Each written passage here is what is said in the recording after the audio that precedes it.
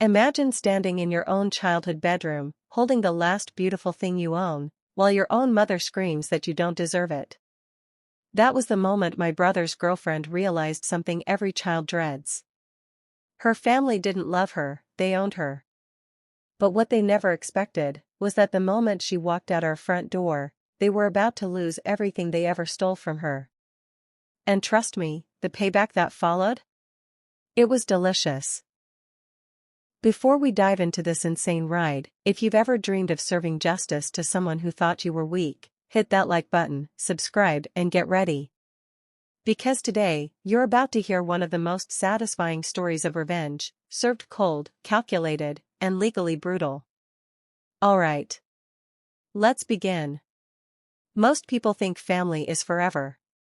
But sometimes blood isn't thicker than water, it's just thicker than logic. When this story begins, I had just moved out of my mom's house. I was finally leaving for university, studying math and physics, living that new adult life where every ramen noodle tastes like freedom. Back home, life was still the same, quiet, predictable, and honestly a little boring, except for one thing, my brother's girlfriend. Let's call her Leah. She was 18, smart, kind, way too mature for her age, and the sort of person you instantly like, clean-hearted, soft-spoken, and always trying to make herself small so she didn't bother anyone. The type of girl who apologizes when you bump into her. It didn't take long before I saw her as part of the family.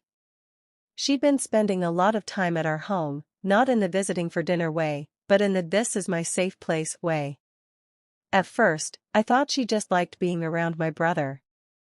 Young love, teenage hormones, all that. I had no idea there was a darker reason. One night, while I was packing for university, I overheard my mom talking to Leah in the kitchen. Mom's voice was low, patient. The way she spoke to people who were hurting. Leah's voice was trembling. I just don't want to go home tonight, Leah whispered. Mom didn't ask why. She just said, stay. You're safe here. I didn't think much of it then.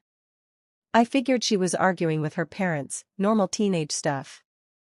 I was wrong. So wrong. Because Leah's house wasn't a home, it was a cold, dark battlefield where she wasn't a daughter. She was a resource. Imagine standing in your own childhood bedroom, holding the last beautiful thing you own, while your own mother screams that you don't deserve it. That was the moment my brother's girlfriend realized something every child dreads. Her family didn't love her, they owned her. But what they never expected was that the moment she walked out our front door, they were about to lose everything they ever stole from her. And trust me, the payback that followed? It was delicious. Before we dive into this insane ride, if you've ever dreamed of serving justice to someone who thought you were weak, hit that like button, subscribe, and get ready. Because today, you're about to hear one of the most satisfying stories of revenge, served cold, calculated, and legally brutal. Alright. Let's begin. A few months later, I came back home during my semester break. I walked into the house, tired and hungry, and there she was, sitting on the couch next to my brother, eating popcorn and laughing at some stupid horror movie. Everything seemed normal. Until my mom pulled me aside. She's living with us now, she whispered. I blinked. Living? Like, officially? Mom nodded. Registered at our address. Permanently. That stunned me. Just days earlier before I left, I had casually suggested. Leah, maybe you should stay with us. You seem happier here. She had shaken her head. No. I don't want to break ties with my family. They're still my parents. I don't want them to hate me. So what changed? Turns out, everything. My mom had bought Leah a prom dress. A beautiful one, not expensive, but elegant. Simple. Something that finally made Leah feel like a normal teenage girl. She'd never owned anything like it. Her mother saw it. And snapped. You don't deserve this, she hissed. Then she grabbed a pair of scissors and tried to cut the dress apart. For no reason except spite. Because she never had a nice dress, so why should her daughter? That moment broke something inside Leah. Something delicate. Something childlike. Because when the person who gave you life tries to destroy something you love, not because it's wrong, but because they want you miserable, that's not parenting. That's cruelty. She called my brother immediately. She was shaking so hard she could barely speak. My mom drove him to Leah's house because his car was getting repaired. What they found inside was chaos. Let me describe Leah's parents, because they are important to this story, and to the rage you're going to feel. They were poor, yes. But their poverty wasn't the problem. Their mentality was. Germany gives money to families to support their children, food, warmth, clothing. Basic human dignity. Leah never saw a cent of it. Her parents used that money for themselves. And what did Leah get? A freezing room with no proper heating. A mattress with springs stabbing her in the back. No decent clothes. No pocket money. Nothing. She worked as a post girl, earning €48 a month. Not even enough for her bus ticket, which cost 58. Every month, she had to beg her mother. Can I borrow €10 for the bus? I'll pay it back. Her mother was the kind of person who would squeeze a coin so hard it screamed. Fine. But you owe me. Leah always owed her. No matter how hard she worked, she could never escape debt, in her own home. Her parents did everything they could to keep her trapped. No studying. No independence. No future. Because an educated daughter is harder to manipulate. And Leah? She was brilliant. Sharp. The kind of clever where she didn't even have to try. And her parents hated that. They wanted her simple. Silent. Obedient. Just like her brother. So when she told them she'd gotten an apprenticeship, the start of a real career, her mother nearly blew up. You think you're better than us? Why do you need an apprenticeship? Who told you you're smart enough? And when Leah mentioned she planned to move in with my brother to be closer to the city? Oh, that was nuclear. Her mother raged for hours. Screaming. Insulting. Manipulating. And beneath all that? Fear. Because if Leah left, they lost control, and lost the money the government gave for her. A few months later, I came back home during my semester break. I walked into the house, tired and hungry, and there she was, sitting on the couch next to my brother, eating popcorn and laughing at some stupid horror movie. Everything seemed normal. Until my mom pulled me aside. She's living with us now, she whispered. I blinked. Living? Like, officially? Mom nodded. Registered at our address. Permanently. That stunned me. Just days earlier before I left, I had casually suggested. Leah, maybe you should stay with us. You seem happier here. She had shaken her head. No. I don't want to break ties with my family. They're still my parents. I don't want them to hate me. So what changed? Turns out, everything. My mom had bought Leah a prom dress. A beautiful one, not expensive, but elegant. Simple. Something that finally made Leah feel like a normal teenage girl. She'd never owned anything like it. Her mother saw it. And snapped. You don't deserve this, she hissed. Then she grabbed a pair of scissors and tried to cut the dress apart. For no reason except spite.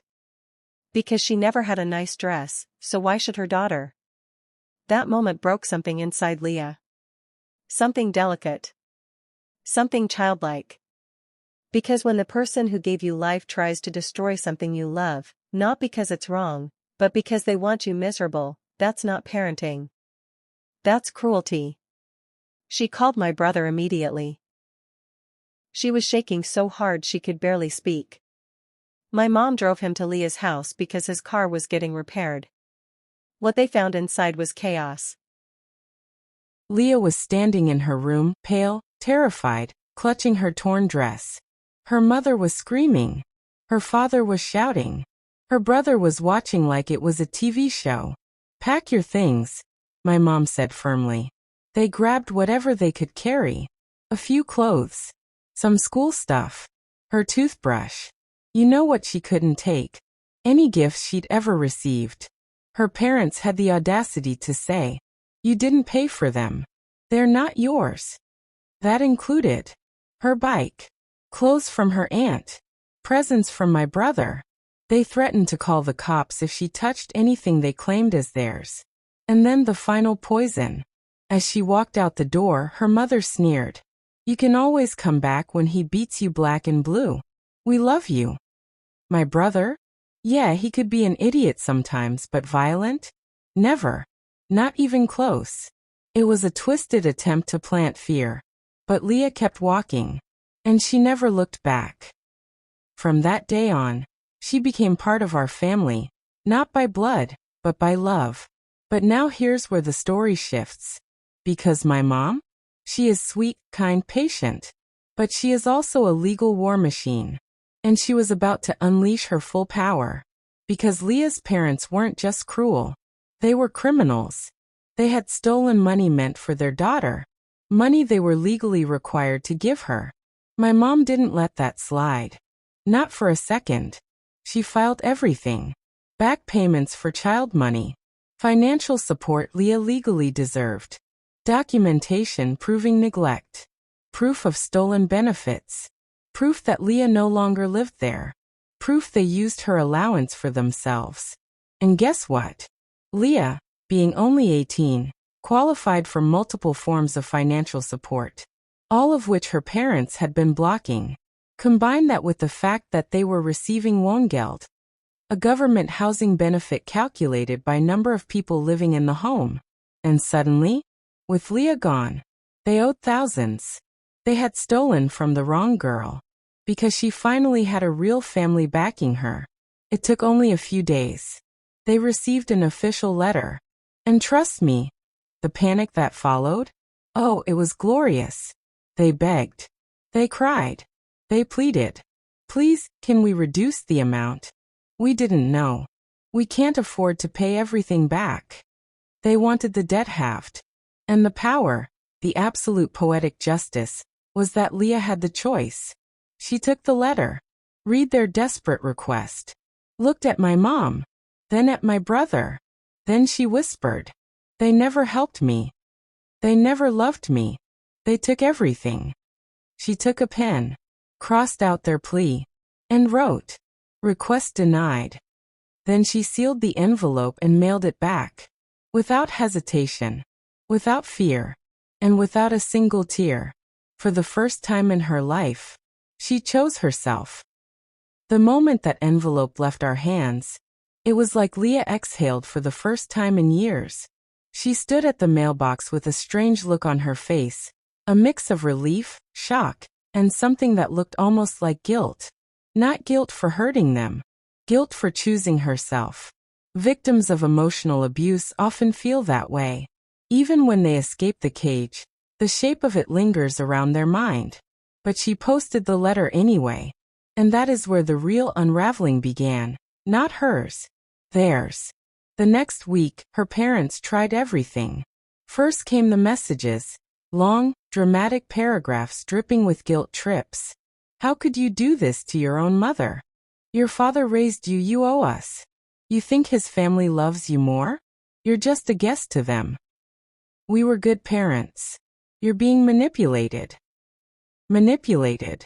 If only the irony could slap people. Then came the fake apologies. "We didn't mean to cut your dress. Let's forget everything. Come home. We miss you." But Leah didn't respond. At all. And when someone who has always bowed their head suddenly stops, abusers lose their minds. Next, they tried contacting my brother. Spamming him with messages. "Tell her to call us. Bring her home for a visit. Why are you ruining our family? He blocked them without hesitation. Then they tried my mom. Big mistake. My mother wrote back one sentence. Any further harassment will be reported. They stopped immediately. Because unlike Leah, my mom wasn't scared of them. She wasn't conditioned to obey. She didn't shrink herself to keep the peace. She was the immovable wall they had never expected. Leah's first few days with us were emotionally strange. She was quiet. Too quiet. She walked lightly, like she didn't want to disturb the air around her. She asked before opening the fridge. She apologized if she laughed too loudly. She folded her clothes like she was preparing for inspection. She checked the locks at night, twice. She wasn't living. She was surviving. But little by little, we watched her thaw. It started with small things.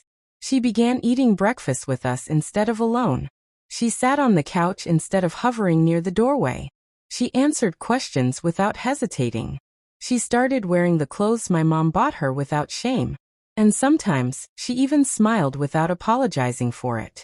One night we were playing cards, just dumb games, nothing serious, and my brother cracked a joke so stupid that even I groaned. But Leah, she burst out laughing. A real laugh. Loud and uncontrolled. The kind that makes everyone else laugh too. Then she froze, hand over her mouth, eyes scared, like laughter was a crime. My mom reached over and gently touched her hand. "You're safe here," she said. Leah teared up. Not because she was sad, but because she was finally starting to believe it. Now, here's where the revenge gets satisfying. Remember that government support, the kind her parents had been pocketing? They now owed 4 months of back payments. Portions of the housing benefit they took illegally. A penalty for failing to report she no longer lived there. Additional fines for misappropriation of child support funds. It was thousands of euros. Her parents didn't have that kind of money. Why? Because they'd been spending it. And their spending habits were embarrassing. They bought smartwatches, laptops, a fancy new home appliance, gifts to themselves for Christmas. Meanwhile, what did Leah get? A cheap shampoo bottle with the discount label still on it. That contrast, it spoke volumes. So when the government demanded repayment, her parents panicked. Big time. They tried to negotiate, tried to beg, tried to find loopholes. But Leah had withdrawn any agreement to lower the debt. She had no intention of making their life easier. For once, they felt powerless. For once, they were the ones being controlled by someone stronger. And the poetic balance of that? Beautiful. One afternoon, my mom opened the door to find Leah's father standing there. He was holding a box, one of the boxes they had forbidden her to take from the house. In it were a few childhood items. A teddy bear missing an ear. Some old photos. A scarf knitted by her grandmother. Objects with emotional weight. He said, "We thought she might want these." But his eyes told the truth. He wasn't there to return memories.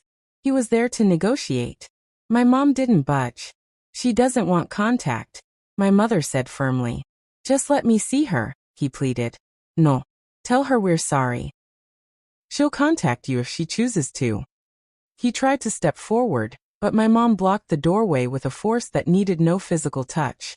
He left, his face red with humiliation. When we showed Leah the box later, she cried. Not because she missed them, but because she realized how easily they used her emotions as tools. She told us, "They only brought this because they want something." My mother said nothing. She didn't need to. Leah had learned that lesson on her own. As the weeks passed, Leah shifted from surviving to living. She walked differently, taller, steadier. She spoke differently, clearer, more confident. She no longer flinched at sudden sounds. She no longer apologized for breathing. She slept better, ate better, smiled more. And she began preparing for her apprenticeship with excitement instead of dread. For the first time, she had a future she could actually see, a future she could choose. Then it happened. The day her parents received notice that their housing benefit was being recalculated. Their repayment schedule was approved. Their appeal had been fully denied. And that Leah would now be receiving the support directly instead of through them. That was the day they realized. They had lost. They didn't just lose money. They lost control. They lost the daughter they treated like property. They lost the income they stole. They lost the legal advantages they abused for years. The consequences hit them like a truck. And they knew exactly who to blame. Leah. They tried one last message.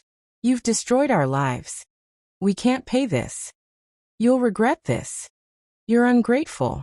But Leah just looked at the screen and blocked them, without a tremble in her hand, without a second thought. That is the moment I realized. Revenge isn't always loud. Sometimes it's quiet, cold, calculated, and utterly devastating. What happens after revenge? Some people crumble. Some people hide. Some people become the villain they escaped. But Leah? She became something her parents never imagined she could be. Free, stable, strong, and unstoppable. A few weeks after blocking her parents entirely, something unexpected happened. A thick envelope arrived from the government office, addressed directly to Leah. She opened it at the kitchen table while we all watched.